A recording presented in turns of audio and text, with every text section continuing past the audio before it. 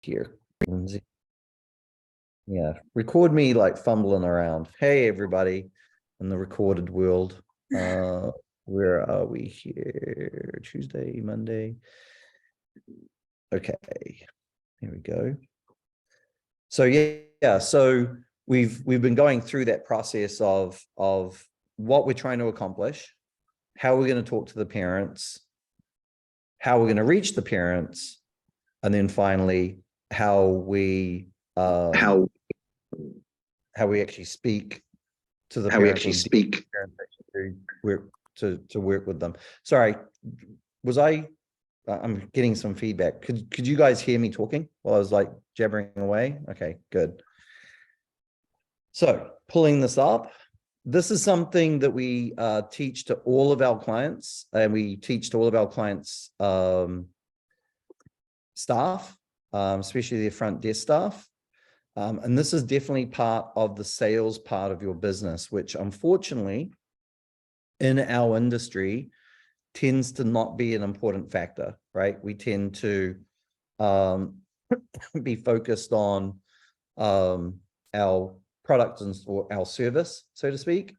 And we definitely, the ugly stepchild tends to be the actual sales and marketing of how to get new clients in. And what that tends to cause is a concern with losing a client, is a concern with raising the prices, is a concern with a lot of the operational stuff that's really important, to actually run a business that actually thrives. Because whilst probably most of you got into this business not because you thought it was the best way to become a millionaire, most of you got into this business because you loved it, you loved the benefit that it gives the kids, you love how all those intangible things that often other careers and other jobs don't give. We still need to be able to pay the bills. We still need to be able to pay the staff. We still need to have some traction in the community so your business doesn't fluctuate wildly based on things out of your control. And I know for a fact when I owned our gym, before we really got our head around a lot of this stuff, I always felt a little bit out of control. I always felt like my business wasn't mine and I wasn't in control of it. And that was super, super, super stressful to me. So, do any of you guys kind of like feel the same way to a degree, that oftentimes you don't feel totally in control on the business side of things, that things can happen and you're not necessarily earning what you want to be earning. It's not consistent. Different times of the year are scary. I remember we used to hate the summer. I used to hate summer, right? Because all the kids would basically not want to come to the gym because we were in the Tahoe area. So no one would want to come. Everyone would go on vacation or leave town or whatever, and our enrollment would plummet. And we were just on life support trying to figure out how to get through July and August. We had camps. My wife was really good at program management and putting together programs, and she put together some great programs. But because we didn't really have the marketing side settled, because we didn't really have the sales side, and this was like 16 years ago when we first, maybe even longer than that. When was it? 2004. What's that? God, nearly 20 years ago. Holy moly.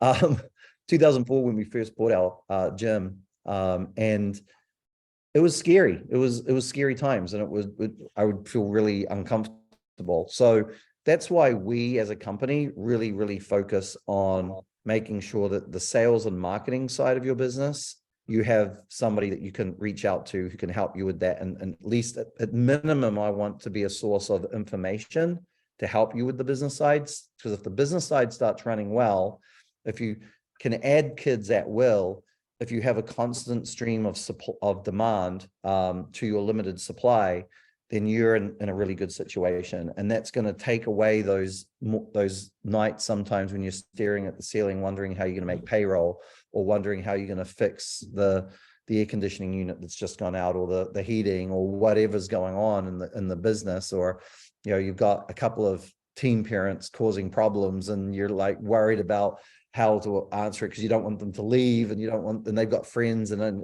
all of those kind of things that go on. I want the power to be in your hands, right? And what that requires is having a constant demand of parents that want to come to your location. I want you to get to the point that you legitimately have a waiting list all the time, not because you can't add classes, but because you haven't added new classes yet, right? And every time you add new classes, kids fill that class, and then you can work on adding another class. And as soon as you add that class, those kids fill those classes. That is the goal, right? I want you to get to the point where you raise prices, not unreasonably, but you might be raising prices, and you guys might think this is unreasonable, but I want you to get to the point where you're raising prices by $10 every 6 months. Granted, some of your parents might get peed off with that, and some of them might leave. But what I want you to be in a situation where, you might lose 50 parents who are like, oh, this is ridiculous. They raised prices 6 months ago. I'm not doing that again. But we've got a waiting list with another 50 parents that replace them immediately, right? Most of you as an audience and as an industry, not an audience, most of you as an audience are undercharging, right? And I had an in-depth discussion with Jackrabbit because they did a lot of studies. They've got about 10,000 kids activity centers that work with them across swim schools, dance schools, music schools, and gymnastics centers. And they've got a study on pricing. And guess what industry specifically was the lowest charging industry out of those 4 disciplines in the kids activity center world? Can anybody guess? I'm going to ask someone to answer me. Come on. I'm just checking in to see if you guys haven't fallen asleep. So I'm here. I'm here. there you go. Well, I've talking to people who work with different industries. It seems like gymnastics is always the sacrificial lamb. It is. It is. And the thing with gymnastics is oftentimes a gymnastics center can cover lots of things. I know a lot of gymnastics centers that have swim schools in them, that have dance schools in them, that have a whole bunch of stuff. And then obviously there's the clubs that just do gymnastics. But you're absolutely right. And Sarah, you're absolutely right. Gymnastics as a whole charges less than those other disciplines. Why? Because we undervalue it.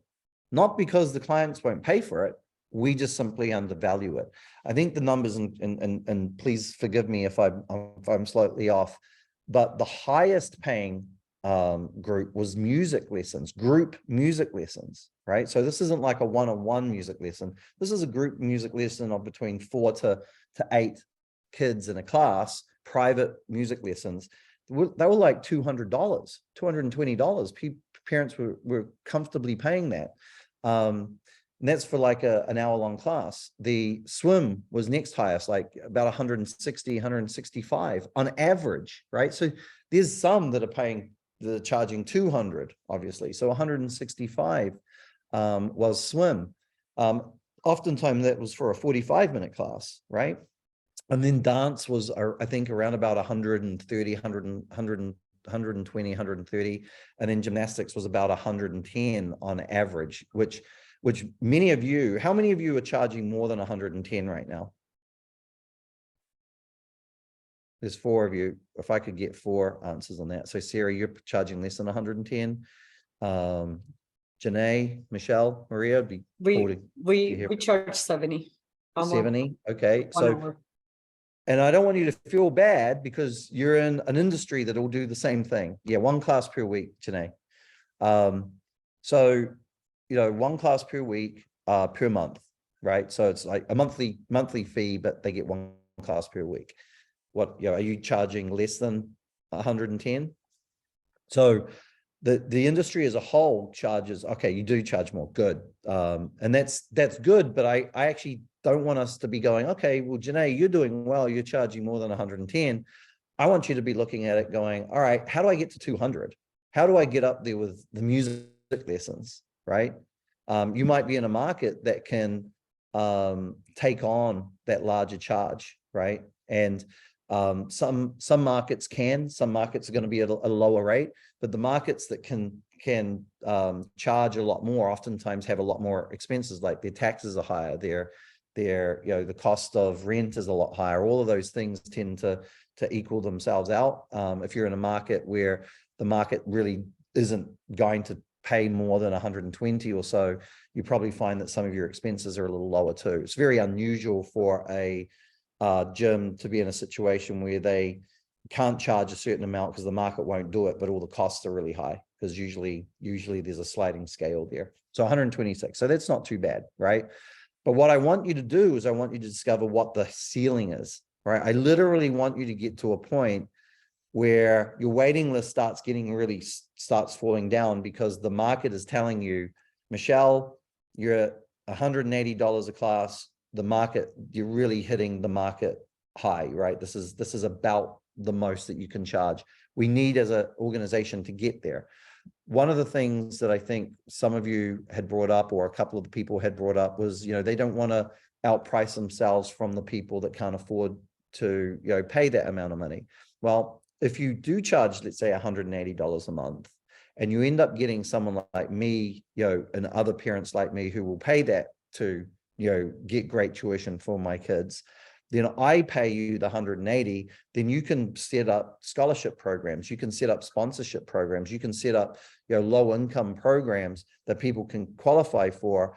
And you can actually, because it's set up and it's organized, and because it's well put together, and there's some structure to it, you can even make that part of your community outreach. And hey, look at how we are supporting the community. The worst kind of support of the community that I would advise you guys to do is just being cheap, right? Because the community won't care. The community will just think you have a cheap product, right? What I'd rather you do is having a really expensive product that they're paying a decent amount of money for, that it's worth paying, and then do good for your community. Does that make sense? So let's change that mentality. If there's parents that want to pay us the money that we are worth, let's make them pay it. And then if we want to serve the underserved community, or the economically more struggling part of our communities, we can set up scholarships, we can set up programs to actually help them. And we can actually even wave the flag of, look what we're doing to support the community, which again is another feather in your cap as a business owner. And believe you me, I want you to be given credit for the good work that you do for the community, right? Not just, oh, well, they're just cheaper. It makes no sense to me, and it devalues what you guys do every day, which is magical, amazing things that make a big difference to kids' lives, right? And I think many of your parents will tell you, and I'm sure there's parents that have stuck with you for years and years and years, and they will tell you that the experience that their child has had with your programs has turned them into the wonderful kids that they are today. We hear that time and time and time again, and I just don't know what kind of price that you can put on that. I do know that we're undercharging as an industry, and my mission is to help you get to a point where you're being paid what you're worth, and you guys are worth a lot in my mind. Anyway, that's my rant. Let's actually go through this presentation so I can show you how we tell our clients to present themselves, to speak with clients once they show an interest and start working with us. So let me share. Can I share the screen, Miss? Have you allowed me to do that, Miss Lindsay? Oh, sorry. Yeah, you should be able to. Okay, let's share the screen here. Click it on here, click it on there. There we go. Oh, present. There we go. All right, you guys can see that? Yes. Cool. All right. So we're going to go through this quick because you guys have seen this a couple of times. So we've gone through the strategy to make more money, to kind of like show you kind of where we're at, where we want to be, and what's possible. We've gone through the branding and messaging, so you can see how a good website should be set up, how we want to communicate, what kind of imagery and messaging we want to be having that actually causes parents to want to do business with you. Yesterday, you saw, you met with Russell, and Russell went through how you actually target parents. So we now know what's possible, how to speak to, and how to target parents.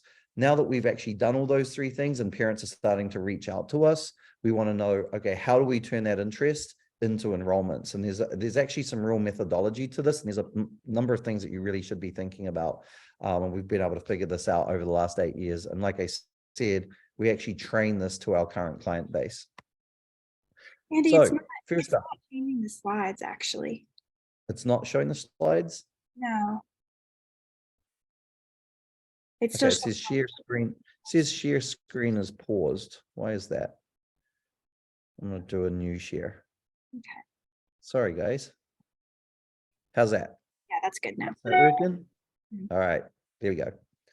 So what we're going to learn today, we're going to talk about who you're talking to, and why that's important to actually think about that. It's not just we're just doing this because this is how we want to talk to people. We need to be thinking about who we're talking to and why we need to operate in a certain way. We do live in an age now with Generation Z and millennials and so forth that back in the day with the Gen X's and so forth, you could basically force everybody to operate the way we wanted them to operate. With today's technology, with the way the culture is today, we've got to operate the way our clients want to operate, and we got to be thoughtful about who it is that we're talking to and what their life is and what their lifestyle's like. So we need to be thinking about that. We're going to talk a little bit about that. We're then going to be talking about the 5-day follow-up process and how this works. And this is a real process that I would love you to teach your front desk staff and operate this way. There's nothing about what we've been talking to you guys about over the last 4 days to just make your life easier. These last 4 days, and especially today, is about making you busier, making you more successful, making you more money, hopefully making you more profit, right? So this isn't about making life easy. This is about making life busy, but financially beneficial, right? So there's a 5-day follow-up process which does require work, but it will give you some parameters with which to give to your front desk staff so they can work within parameters that we know work and are successful. The next thing we're going to talk about is why we highly recommend that you're talking to your clients and your potential clients via text, via phone, and via email. And we're going to talk about those different things and why they're beneficial. And then we're also going to be talking about some of the things to remember when you're going through the process, a little bit about how you want to be talking to them. That whilst we kind of call this a sales process, it's really not sales. At this point, when parents are reaching out to you, most mums have already decided, or parents have decided that they're kind of doing business with you. 80% of the way there, they might have a few questions, but they've probably done a lot of due diligence. They've looked into it. The fact that they're reaching out to you is a big sign that they're ready to move forward. So you don't want to sell them. You want to help them. It's a really important distinction. And make sure that when you're talking to your front desk staff, that they don't feel like they're salespeople, that they feel like they're helpful people, right? I'm just trying to help this mom get their little one signed up to a program. That's all I'm trying to do, right? So first up, we got a question. Who are you talking to, right? So who are the decision makers for kids and families? Who typically is the person that you're talking to, guys? So if you can give me a little bit of feedback on that. Let's see here. Anybody know? There we go, Janae. Janae got it. The mom. About 85 to 90% of the time, the person that you're going to be speaking to who's making the decision to get their child into gymnastics is the mom, right? She typically decides where the money is going to be spent. I'm a dad. I like to think that I have a lot of control over it, but quite frankly, if my wife doesn't want my son to do an activity, he doesn't do it. She's the one who's probably got to take him there. She's the one that gets it all organized. She looks into it. She does the whole thing. I have some ideas myself, but that's just the way it is. We can like it or not, but mums are oftentimes the ones that are going to be the most likely to be interacting with you. So with that thought, we need to be thinking about that, and we need to be thinking about mums and what their life looks like, right? So first up, mums are really busy, right? And we're talking about mums that don't have a paid full-time job or even part-time job. We're just talking about mums that all they're doing is being stay-at-home mums, right? And they are busy, right? They're running around, they're doing school drop-offs, school pickups, they're taking kids to the dentist, to the doctors, taking care of sick kids. They're oftentimes going to the grocery store. They're really taking care of the household. And that is a full job in itself, right? Then they might have events. They might be donating their time to different things. They might be doing school lunches. They might be in booster clubs. There all sorts of stuff that go on in mums' lives that make them very busy. And there's lots of things dragging them from different places, and they're getting distracted by a whole bunch of things. And, those of you that are mums, I'm guessing you probably can relate to a lot of the things that I've said. You can probably relate to this one, right? That you have a job on top of being busy as just a mum, right? The mum duties don't go away because you have a job. The mum duties are still there, and you have a job, which puts another order of magnitude of difficulty and confusion and juggling that you have to do, which means it's a lot, and there's a lot of things going on. So we need to be thinking about that when we're speaking to our mums. They don't typically give out their phone numbers for fun, right? So if you get a phone number from a mum, it's a real sign that they're very, very interested in doing business with you, right? Getting an email address is even a really good sign that they're doing business with you. If they've reached out to you and said, hey, reach out to us, reach out to me. I'd love to, I want some more information about signing my kid up to your program, and they give you their phone number and email address, that's a big commitment. The only thing that's a bigger commitment in my mind would be a credit card if they gave you their credit card, right? So look at that as somebody that's kind of almost pretty much made the decision to do business with you. They just need help in doing that, right? Because, hey, you've got some hoops that they need to jump through. They probably want to check you out a little bit because they're going to be dropping off their prized possession, their kid, to you. So, they're wanting to, see what you're all about. And there are some things that we need them to do to actually start engaging with us as well. So we need to help them through that process. Also remember that they want you to follow up with them, right? Very often we hear from our clients that they get feedback from parents saying, thank you very much for reaching out to me. Thank you very much for staying on top of this. I really wanted to get little Sally into a class, and I've just been so busy and all over the place. So I'm sorry that I was hard to reach out to, but thankful that you did. So, remember, they want to be reached out to. You're not telemarketing them. They've asked you to call them. They've sent you an inquiry. They've given you their information. They've said, please reach out to me. And all you've done is reach out to them.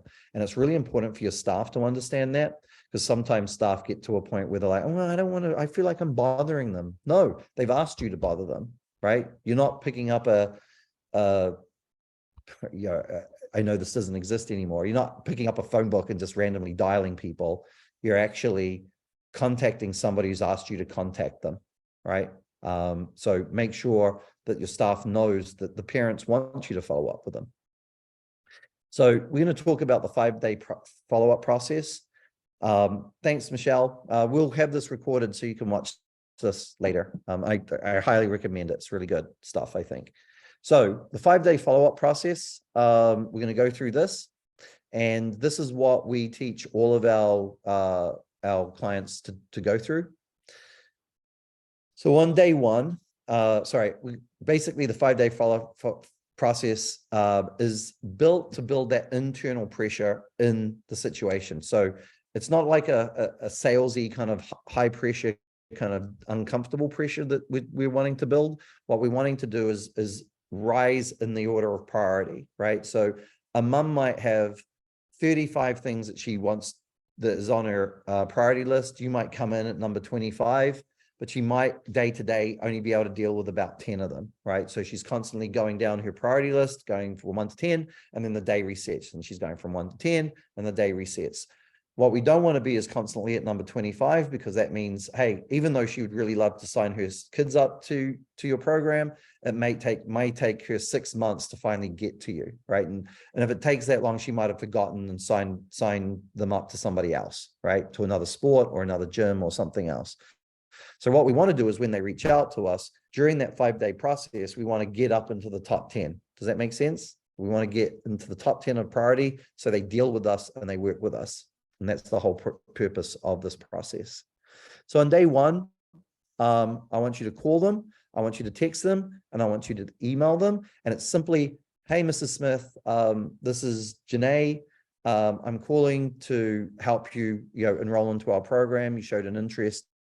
Please get in touch with us. We'd love to help you sign up to a class, right? Something along those lines. You're probably already using something, but something along those lines, just simple, low pressure. We're here to help. We'd love to get your little Sally into a class, right? If they answer the phone, there's a different conversation that we'll have as well, and we'll talk about that in a moment. So on day one, you're going to call, text, and email and say the same things, right?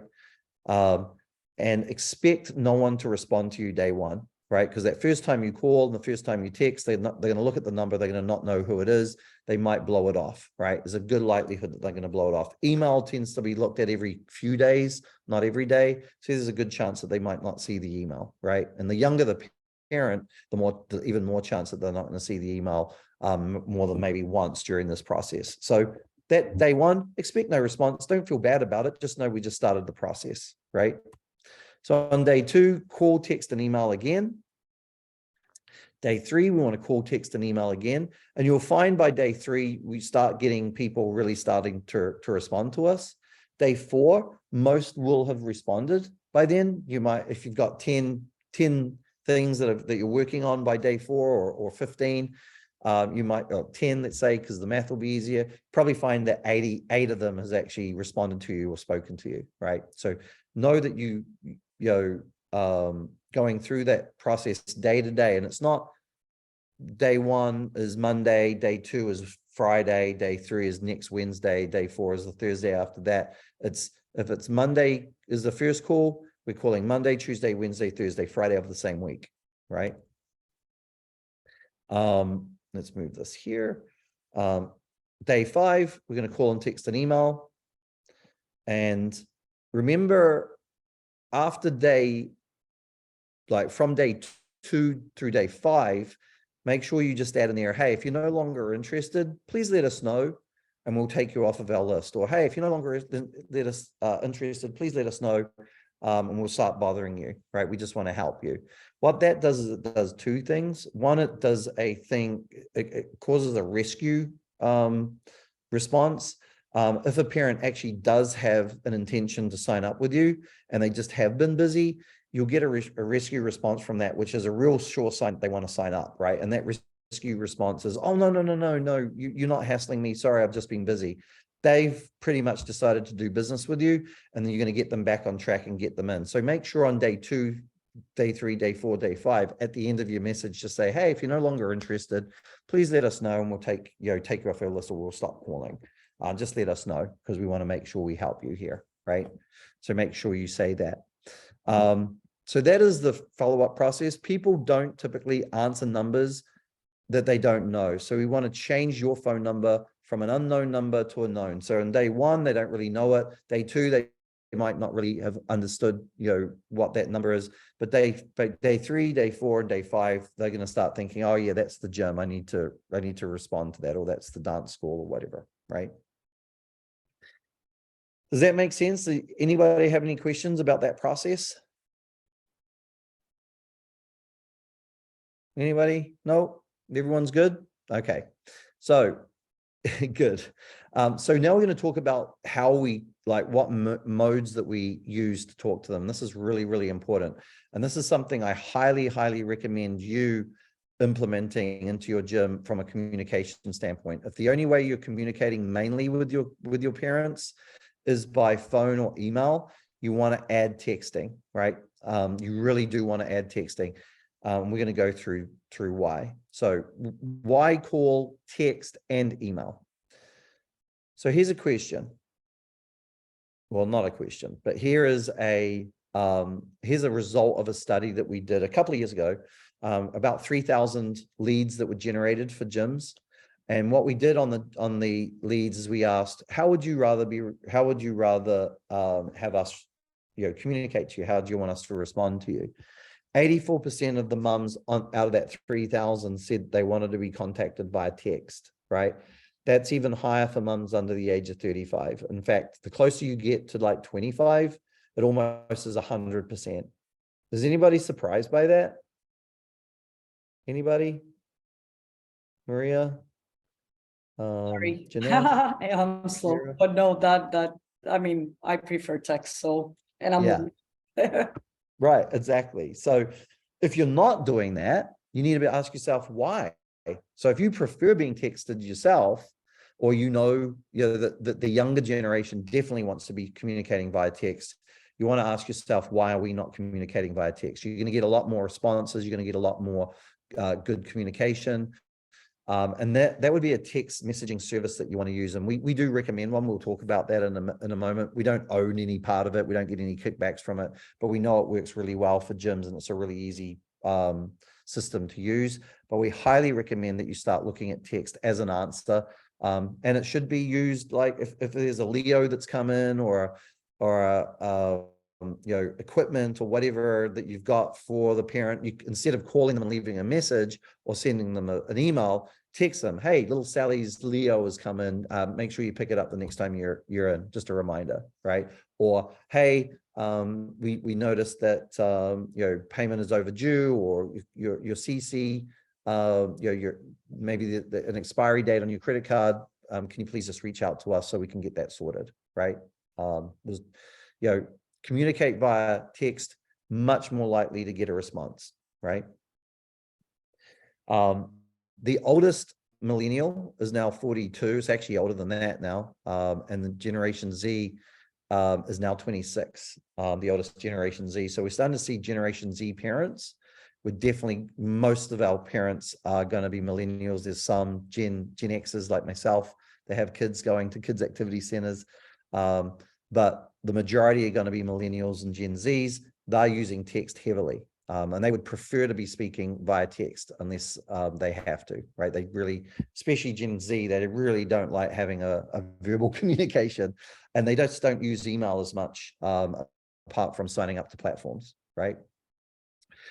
People do communicate in different ways. So if there is 16% of the population that actually would like to be spoken to via phone and via email, we do want to be able to serve those people, right? So if, let's say, and this would be a low number, let's say you get potentially 100 people that might join your gym in a year, that would mean if all you're doing is texting, is you'd be missing out on 16 potential new students, right?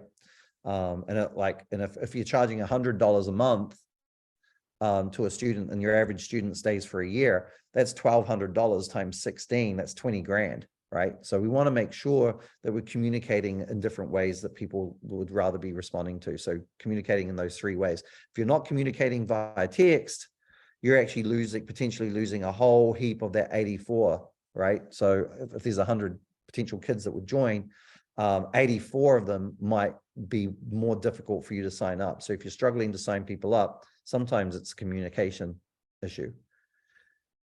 Contacting through a variety of channels increases the chance of response. What that means is we saw, when we were really pushing the texting, when we really started making sure that people were texting after that study, we had some clients that would say, you know what, we're just going to text. We're not going to actually call. We're not going to email. It's too much work. We're not going to bother.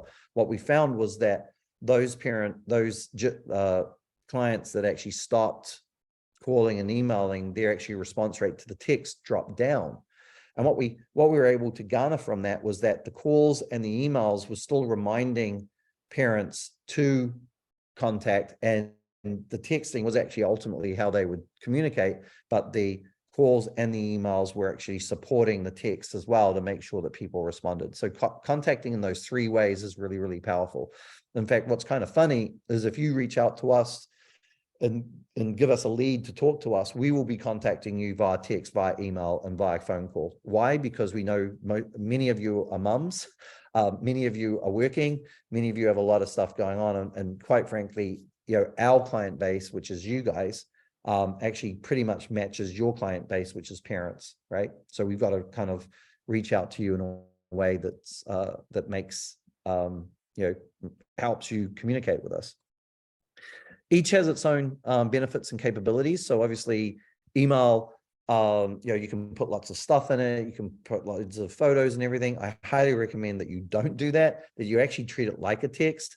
We know for a fact that emails that have a very short, sharp, sweet text-based emails that don't have a lot of complication or HTML in them are much more likely to be responded to. When we're doing follow-up, we don't need loads of pretty flowery things. We just need a message from one person to another saying, hey, we're trying to reach out to you to get little Sally signed up. Please reach out to us so we can put her into a class. Phone is really great if somebody answers, right? You can have nuance, you can have conversation, you can answer questions, you can do all of that, but it's also a very easy medium for people to screen and not answer. So the downside is the screening part of it. The upside is you can have a nuanced conversation. Texting is very hard to ignore. So it's the opposite really to phone calls. There's no nuance with it. It's very hard to explain things via text, and you do not want to have a long-winded text conversation with anybody. If it does start getting into lots of questions, ask them if you can call them so you can answer those questions. It will be better, right? But from a text standpoint, you want to keep it very direct, very sharp, very short, very sweet, very easy to understand. A little bit like when you send a message to somebody, hey, on the way home, pick up some bread, right? You don't want to get into what kind of bread, how it was made, or all of that kind of stuff. Just, hey, pick up some bread on the way home and some milk, right? Don't want to have a long conversation about why the milk and why that. We just want it picked up, right? And that's how we need to operate when we're texting. But it's very hard to ignore. So we do recommend using a service called Sales Message for texting. The cool thing about it is that it's like a browser. You can pull it up on your desktop and on the front desk in your gym. You can actually download an app onto your phone, so you can text from the app on the phone. And what's really good for you as a gym owner or a gym manager is if you have a team of people doing the follow-up for you, you can actually see the follow-up happening real time if it's on your phone. So you can actually manage it and actually monitor what your team is actually saying and if people are being reached out to. The other cool thing is that you can actually use Sales Message to automate the first response or a response, which is really good to kick things off to get more responses coming from your parents when you're following up with the leads and consulting. Now, we really do recommend that gyms do their own follow-up. There are some companies out there that will say, we'll do all the follow-up for you. We'll even put them straight into your system. We've seen that can become a bit of a mess. And what ends up happening is expectations, rules, policies, all of that kind of stuff oftentimes gets missed. And we as a company, especially as a company that has had experience running gymnastics gyms, know that the sooner the parent actually starts interacting with you and understanding what the rules are, what the policies are, how things operate, what is the best class for a kid to be put into over another class. Sometimes, different classes are going to be, much more, better fit for a kid. We want to have that kind of communication happening as quickly as possible. That's why we avoid, we've thought about it, hiring appointment setters to help you guys go through this process. But ultimately, what our goal is to have that parent having a conversation with you and your team as soon as possible, and it starts kind of at this point. So use Sales Message. It's a great system, and you can automate it. You can, so a lead comes in or a contact comes in where a text automatically goes out, and those are things that we can, we work with our clients all the time. The other cool thing with Sales Message is that if you have a landline like an AT&T or a Bell South or whatever landline, you can actually have the same number. So you can turn your landline into a text messaging system, right? It has to be a landline, like a wired in landline. Can't be a voice over IP line. It can't be a cell phone, right? But if it's a landline, you can actually have the same number that you use for your phone calls, texting out using Sales Message, which is kind of cool. So with that, some things to remember. So, and these are really important things to remember. So a confused mind doesn't buy. So we want to make sure that we're not saying too much, right? We don't want to be, we want to say just enough to get the gym to get the parent to come into the business, right? We don't want to be doing lots of explanation. If we have to do some explanation, we have to do it. We want to hopefully do that by a phone, but what we want to try to do is just get the parent in. And if that might be, hey, look, let's set up a time for you to come and we can answer all those questions and we can show you everything and help you understand it. That's what we want to do, right? Don't send people to the website to check stuff out. Don't send them to your website to sign up with iClass Pro or Jackrabbit. We love those two companies. We think they're great. There's lots of benefits and you need an operating system. but they're not the greatest place to have a first experience with your organization, right? They got to learn a new platform. They got to give loads of pertinent information before they've even committed to you. Many parents will give up who might have signed for you. We've actually seen a difference of, if there's 100 people reaching out to you, if you just push them straight to an online sign-up system, you might have 5 to 10% of that 100 actually sign up. And when you actually hold their hand and get them to come into the gym, that 5 or 10% can jump to 50 to 60%, which is a massive difference and an absolute game changer for you as a company. So having that one-to-one personal contact, we've seen is so important, because ultimately these parents are thinking of leaving their kids with you. They don't know who you are. They don't know anything about you. They're going to be very uncomfortable, or many are going to be uncomfortable signing up and giving all their details before they even know if you're a business that they want to do business with, right? Avoid sending PDFs, avoid sending other information. We just want to get the parent into the gym, right? So your only goal at this time is to get them to come into your dance studio or your gymnastics gym, right? What we know for a fact, and you probably know this as well, is once a parent's in your gym, they tend to sign up, right? It's a fun, bright, exciting environment. The kids get to see other kids running around, lots of smiling faces and fun things going on. That sells itself, right? So what we want to do is get them into your gym, right? That is the whole goal. The way we're going to go about that is we want to assume this, and I've got it in parentheses, the sale, because we don't want it to be a sale, right? We want to be helping. So assume every moment. So assume that they're just going to go to the next step. Assume that they're just going to sign up. Assume that they're just going to join a class. Don't ask them if they're going to, just assume it. And the best way to do that is when they do answer you via text, say, hey, Mrs. Smith, this is Andy. I know you got Sally, you said she's three years old. We have kinder gym on Mondays and Wednesdays, Mondays at 1 o'clock, Wednesdays at 10 a.m. What works best for you, right? Now, if they say neither of those work best for me, and do you have any other times? I might say, you know what, we do have a kinder gym on Saturday at 10 a.m. and we have another kinder gym class on Friday at 3 p.m. Would one of those two work for you?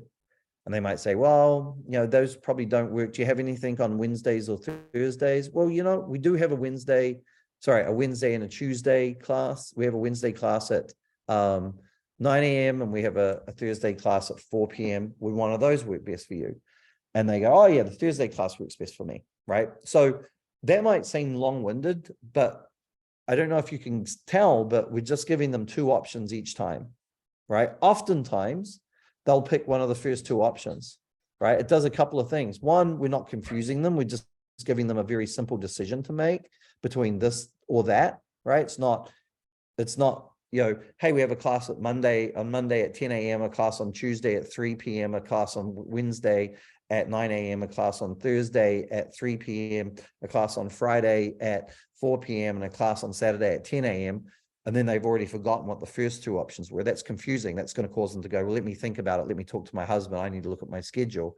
All we're doing is we're saying, hey, we got a class on Monday at 10 a.m. and a class on Friday or on Saturday at 10 a.m. Which one works best for you, right? And then they choose.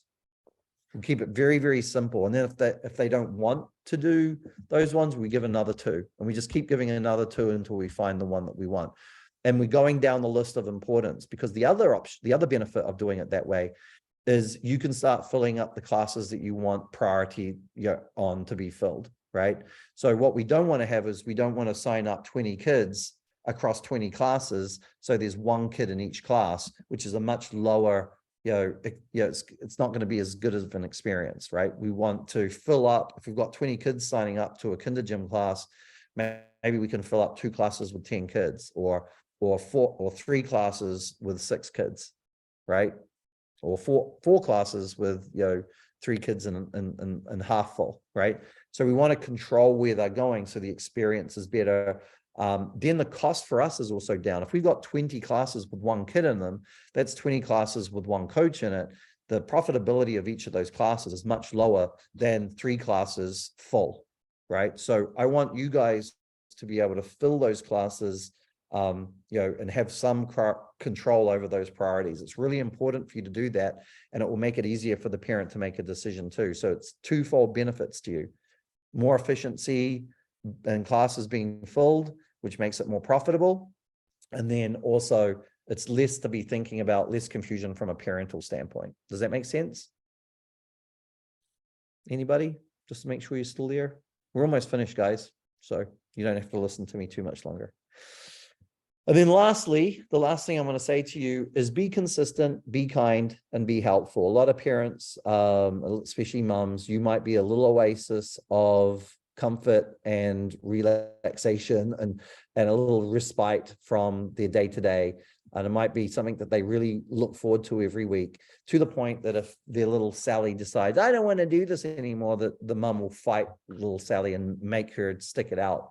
And we've probably all experienced that, where a parent has actually made a kid stick it out and they've actually got back to falling in love with doing gymnastics again. So make it a really nice environment for the parent, because that mum might find that 1 hour where she can just sit there, have a cup of coffee, not be thinking about the other kids crawling all over her or demanding things from her, or demanding husband, society, demanding all the different things. She can just sit there, watch her little one do gymnastics, and have a 1 hour break, and really find that moment to be a really good time that she appreciates. So make sure that you're doing that. So that's basically the process. The key points that I want to make sure that you get is, remember, you're talking to mums. We want to behave like we're talking to mums, because that's 85% of the people that you're going to be talking to. And we've got to operate like we're talking to somebody who's very busy, very distracted, got lots of things going on. We can't just call, leave a message, and then wait for them to call back. They're never going to call back, right? We need to call, text, and email every day for 5 days. Some gyms do 7 days. I know if you reach out to us, my team will reach out to you for 7 days, right? Because we know that you're busy. We know that you've got things going on. The next thing is make sure you do the 5 days in a row. Make sure that you're texting, emailing, and calling. So if you don't have a text service, and don't use, obviously, iClass Pro, the latest I knew, now they might have changed it, iClass Pro and Jackrabbit, they do a texting service, but it's more broadcast text. You don't want to be broadcast texting. What you want to do is one-to-one kind of communication, like you would be on a cell phone, but you don't want it on a cell phone. You want it on a place in the gym, like using sales message, where you can actually have a conversation, right? And just so you guys know, we're working on some platforms that we will be able to offer to our clients too, which will solve that problem as well. So we've got some other things up our sleeve that we're working on. It might take a month or two to get that done, but we're working on solving that. And the reason why we're working on giving a solution to that is we know how important it is. It is a real big game changer. ICP can do text to iClass Pro, can to one-on-one and get a response, a backwards and forwards response. Great. So that's awesome. So as long as it's like a to and fro kind of conversation, like a messenger thing, right? As long as it's that, Sarah, it's not seen as a broadcast text, is what I'm more concerned about. So make sure you're texting, and then finally make sure you give them, you get them into your gym. Make sure you don't confuse their mind. Make sure that you make the assumption that they're doing business by giving them 2 options, right? It's a very, very good way to efficiently operate your business, but also raise your close rate, right? And then finally, and I actually forgot to add this, the best way to go about it, and we've seen this work the best, is some of you probably do free trial classes. Some of you have been turned off of free trial classes because some people take advantage of it. We know for a fact that those gyms that do free trial classes tend to sign up a lot more kids, right? So if you're reticent to that, maybe rethink about it. If you've got a few people that take advantage of it occasionally, it might be worth taking that hit, because you're going to sign up a lot more kids to actually pay for you with a free trial class. So I'm going to share that with you. We've seen that time and time again. The gyms that do offer free trial classes grow a lot faster than gyms that don't.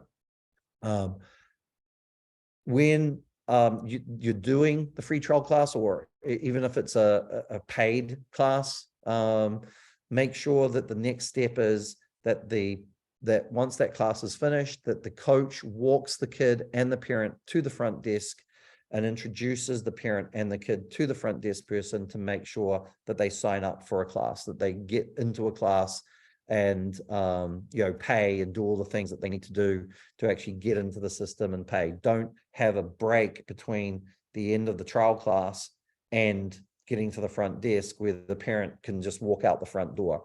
Take the parent by the hand, introduce them to the front desk and get them to sign up, right? Introduce them to the front desk person, say, hey, Jesse, Mrs. Smith here wants to sign, had a really good time. Sally seemed to really enjoy the class. They're looking to sign up, to one of these classes, and just make the assumption.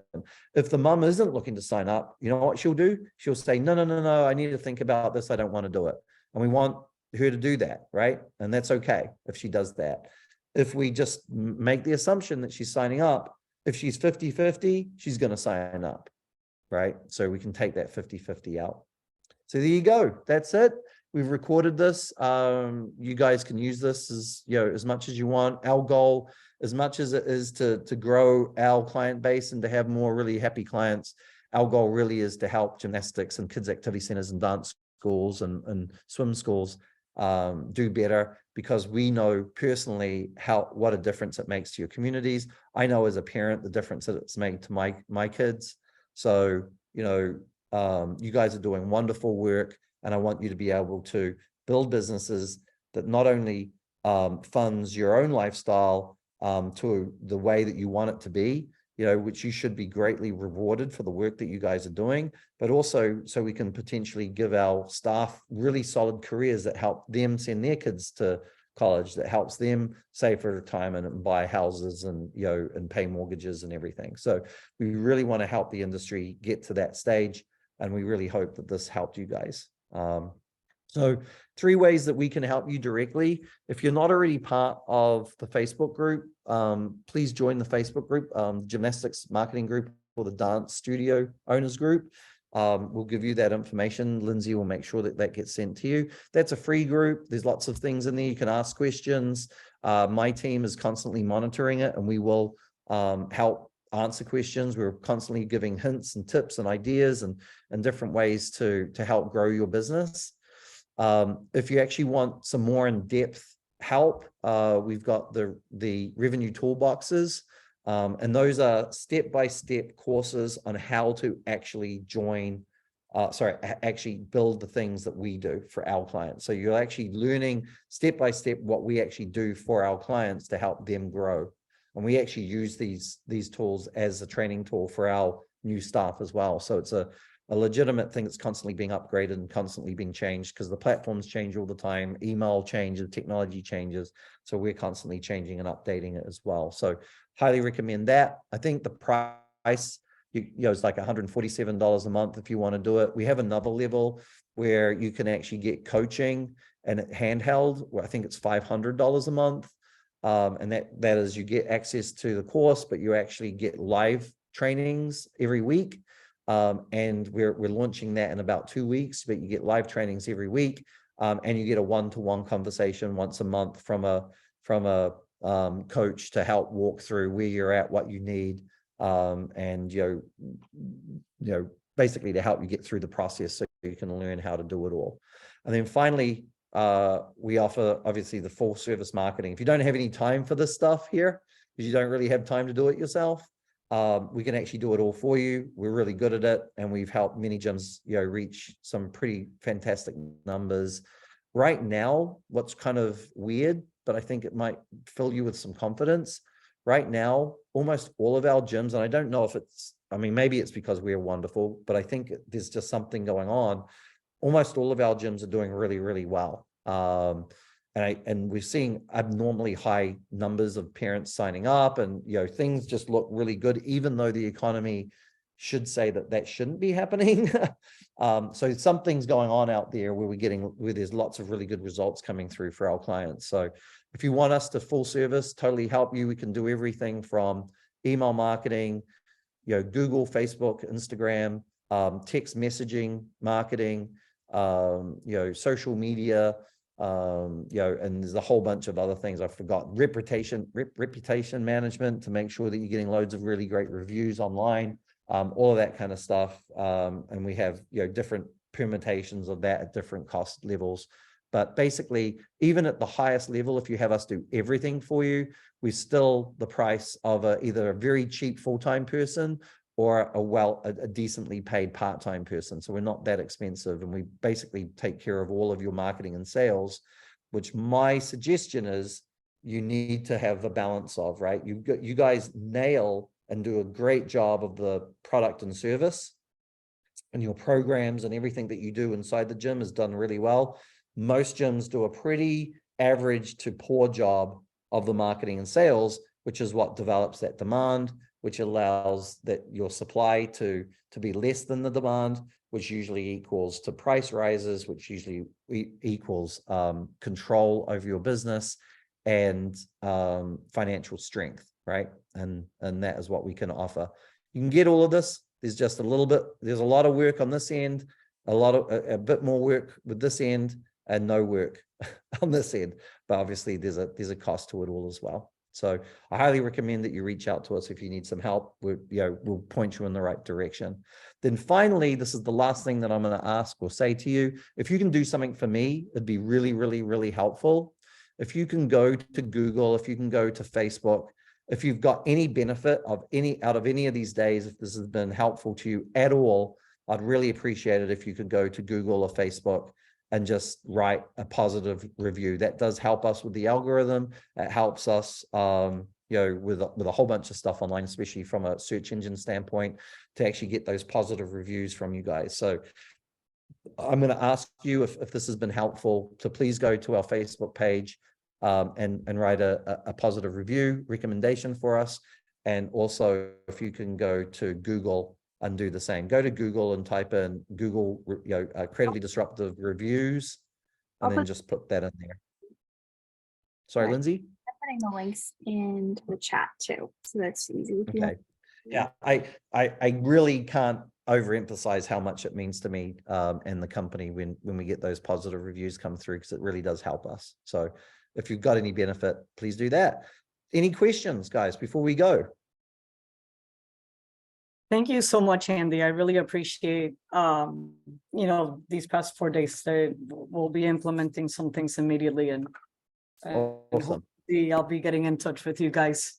I need to straighten out some things, and then I'll reach out again and just maybe take a look at website and Yeah, just no basic worries. organization. Whatever- That'd be awesome. Whatever you need, Maria, we're here at whatever level that you need to get to where you want to be. What I want you to go away with is some real excitement that the dream that you had when you first started getting into this industry can absolutely happen, and it's happening very regularly. So we want to just be a part of helping you get there. So in whatever way that is. So whatever you need, reach out to us. We're happy to help. Thank you. Thank you so much. I All right. appreciate that. Thank you. Look at all those